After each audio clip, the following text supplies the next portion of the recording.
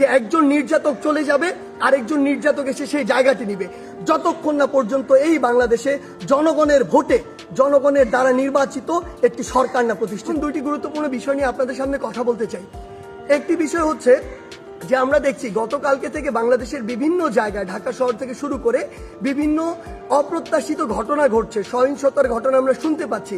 আমরা আপনাদেরকে স্পষ্ট করে বলতে চাই, এই যে বাংলাদেশের ছাত্র সমাজ একটি এত বড় আন্দোলন করেছে, একটি ফ্যাসিস্ট একটি সরকারের যে একটি পতন ঘটিয়েছে, সেটি আমরা এই কারণে করিনি যে একজন নির্যাতক চলে যাবে আরেকজন নির্যাতক এসে সেই জায়গাটি নিবে।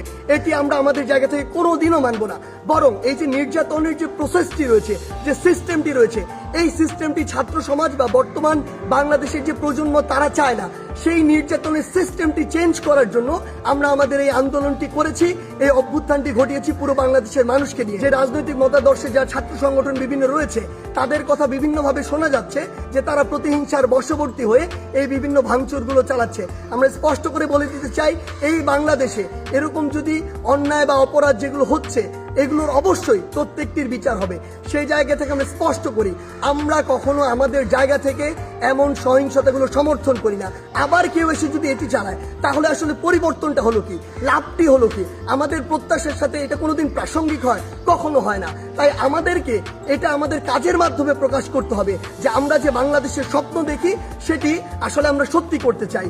আরেকটি স্পষ্ট করে কথা বলতে চাই, সেটি হচ্ছে যে আমাদের যে সংখ্যালঘু ভাই বোনেরা রয়েছে, তাদের বিভিন্ন ধর্মীয় উপাসনালয় রয়েছে, সেগুলোতে অনেকে চক্রান্ত করে আঘাত করার চেষ্টা করছে, অনেকে প্রোপাগান্ডা ছড়াচ্ছে, যা হচ্ছে না তাও বলছে। সেই জায়গা থেকে আমাদের সকলকে, সকল ধর্মের বর্ণের সকলকে এই দায়িত্ব নিতে হবে যে আমাদের যে ভাই বোনেরা এটি শিকার হচ্ছে, তাদেরকে আমাদের প্রোটেক্ট করতে হবে। যতক্ষণ না পর্যন্ত এই বাংলাদেশে জনগণের ভোটে জনগণের দ্বারা নির্বাচিত একটি সরকার না প্রতিষ্ঠিত হচ্ছে।